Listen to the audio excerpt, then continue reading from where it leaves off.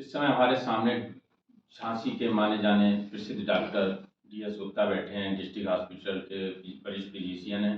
Doctor साहब, आपका बहुत बहुत स्वागत है भारत एक्सप्रेस में। हम जानना चाहते हैं कि आजकल जो ब्रेन स्ट्रोक होते हैं इनको लोग कैसे पहचानें कि हमको ब्रेन स्ट्रोक होने जा रहा है, कि इसकी स्थिति क्या है। और दूसरी चीज़ और हम आपसे पूछना चाहेंगे कि आजकल कम एज में लोगों के बच्चों के ये हार्ट अटैक पड़ रहे हैं, इसमें भी थोड़ा सा प्रकाश डालिए।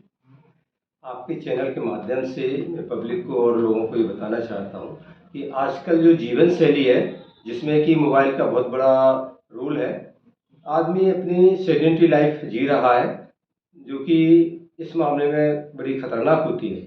और बच्चे स्पेशली जो मोबाइल में लगे रहते हैं उनका एक्सरसाइज पोटेंशियल काफ़ी कम हो गया है।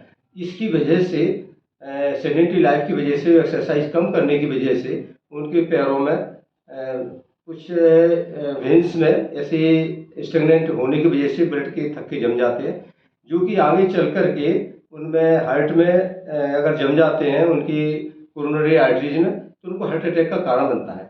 साथ ही अगर वो ब्रेन में पहुंच जाते हैं तो ब्रेन अटैक का कारण पड़ता है। साथ ही अगर वो लंग्स में पहुंच जाते हैं जिसकी वजह से उनको पल्मोनरी एम्बोलिक हो जाता है, तो ये तीनों बीमारियां बड़ी खतरनाक होती हैं।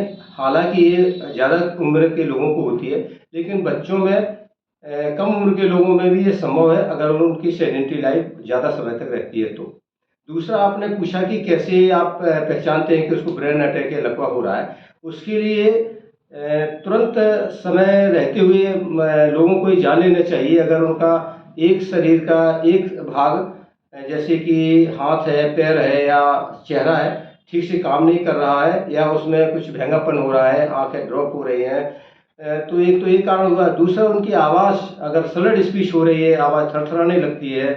साथ ही हाथ से कोई गिलास छूट जाता है या पानी छूट जाता है, किताब छूट जाती है, तो इसमें निश्चित रूप से लगता है कि उनको ब्रेन अटैक हुआ है, उनको लकवा हुआ है। तो उसको ये नहीं कि झाड़ फूँक के चक्कर में या उधर जाने से फ़ायदा नहीं होगा, उनको तुरंत अपनी जांच करानी चाहिए और इसमें सीटी स्कैन कराया जाता है।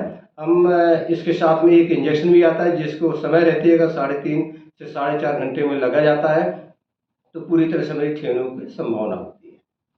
बहुत बहुत धन्यवाद डॉक्टर साहब आपका। डॉक्टर साहब डी.एस. गुप्ता हैं, बहुत ही फेमस प्रसिद्ध डॉक्टर हैं, फिजिशियन हैं।